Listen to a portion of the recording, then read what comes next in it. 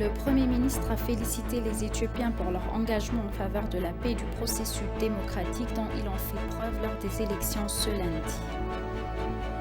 Le vice-premier ministre et ministre des Affaires étrangères Damak Makonnen a effectué une visite de travail aux Émirats arabes unis.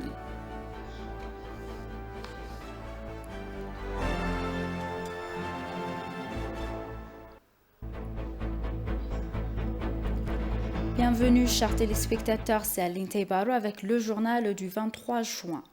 Le Premier ministre Abiy Ahmed a félicité les Éthiopiens pour leur engagement en faveur de la paix et du processus démocratique dont ils ont fait preuve lors des élections de lundi. Le 21 juin 2021 est un jour historique pour l'Éthiopie, a déclaré le Premier ministre. Le Premier ministre a en outre déclaré que tous les citoyens éthiopiens étaient sortis pour faire entendre leur voix lors des premières élections libres et équitables du pays. Les images valent 1000 mots et elles montrent le sérieux, l'engagement vers la paix et le processus démocratique de notre peuple. L'Éthiopie continuera à gagner, a déclaré ce matin Dr Abiy Ahmed sur son page de Facebook.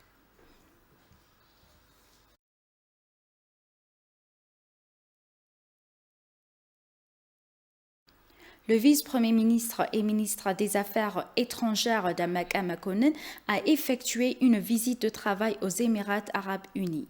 Au cours de sa visite de 2 jours, Damak s'est entretenu avec des hauts responsables du gouvernement des Émirats arabes unis sur diverses questions. Le vice-premier ministre a également échangé des vues avec des représentants du gouvernement sur les moyens de renforcer davantage les relations bilatérales et de renforcer encore la coopération entre les deux pays dans divers domaines. Damak est parti pour la Russie après avoir terminé sa mission aux Émirats arabes unis.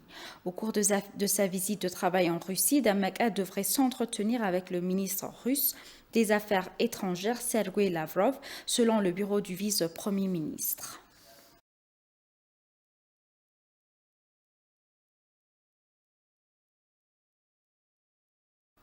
Le décompte des bulletins de vote est terminé dans la plupart des bureaux de vote en Éthiopie et les résultats préliminaires sont publiés mardi. Les bureaux de vote ont publié des résultats préliminaires basés sur les décomptes des bulletins de vote, des bureaux et de vote spécifiques.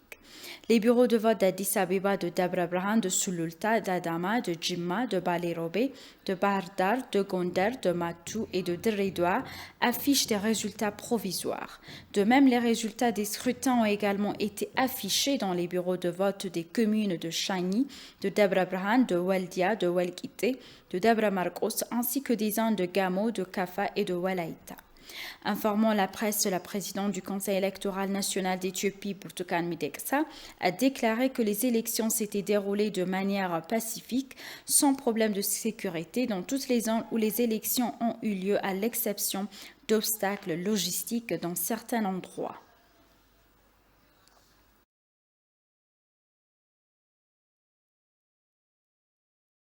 Les agences de sécurité fédérales et régionales ont fait l'éloge des parties prenantes qui ont apporté leur juste part au déroulement pacifique de la 6e élection générale en Éthiopie. Dans un communiqué de presse envoyé à l'ENA, les agences fédérales et régionales de sécurité de l'État ont félicité tous les Éthiopiens pour le bon déroulement des élections. Le communiqué a ajouté que l'événement était une étape importante pour assurer la sécurité du peuple et du pays ainsi que l'intérêt national en entrant dans un nouveau chapitre. La participation, l'engagement, la patience et la coopération des électeurs sont également grandement contribués au succès de l'élection, a-t-il ajouté.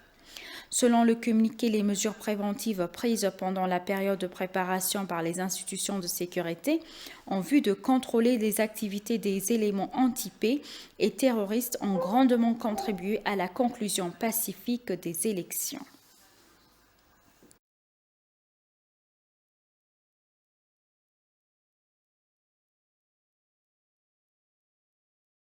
La police enquête sur la cause du décès de l'observateur électoral étranger qui aurait été retrouvé mort dans sa chambre au Radisson Blu Hotel. Le directeur des relations publiques, de la musique, du théâtre et des sports de la commission de police d'Addis Abeba, le commandant Fasika Fanta, a déclaré qu'une femme de ménage l'avait trouvé mort lorsqu'elle est rentrée dans la pièce et a informé la police.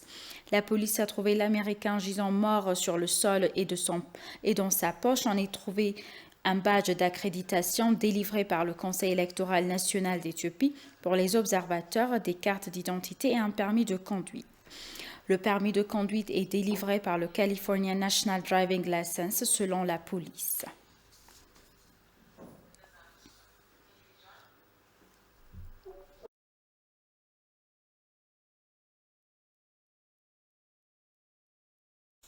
Selon la police, 3 personnes ont été condamnées et à une amende pour avoir prétendument tenté de perturber la vote à Ewa Warada de la zone Fitiresu dans la région d'Afar. Sinon, la 6e élection générale s'est conclue pacifiquement dans la région un temps après. Le commissaire général de police de la région d'Afar, Aldini Alessa, a déclaré à l'ENA que les individus avaient tenté d'inciter aux émeutes en agissant à tant qu'observateurs électoraux sans reconnaissance légale ni représentation dans un bureau de vote à Ewa Warada. Les coupables ont ensuite été accusés d'avoir tenté de perturber le vote. Le tribunal d'Ewa Warada, qui a entendu l'affaire, a par la suite condamné les 3 personnes à 1 an de prison chacune et à une amende de 1000 birr.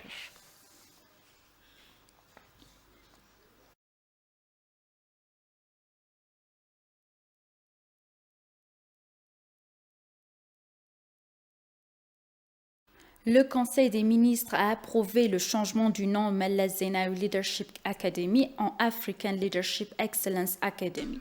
Le Premier ministre Abiy Ahmed a tweeté qu'avec le changement de nom, l'Académie vise à se positionner comme une institution d'apprentissage de premier plan, favorisant des mentalités axées sur la croissance avec la capacité de répondre aux exigences du leadership du XXIe siècle.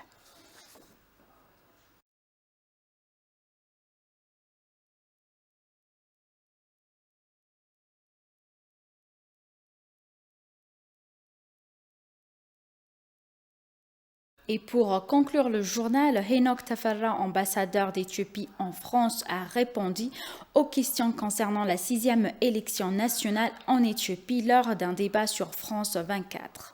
Il a expliqué à la chaîne que les électeurs ont exprimé clairement que leur participation électorale définit leurs droits.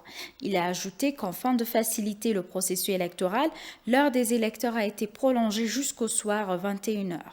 L'ambassadeur a souligné que le déroulement du scrutin était discipliné et organisé. Il a fait remarquer que les citoyens exerçaient pour la première fois leur droit de choisir leurs représentants et leur gouvernement.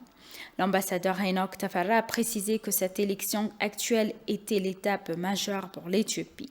Il a ajouté que sur cette base, l'Éthiopie pourrait avancer en unité tout en renforçant sa capacité.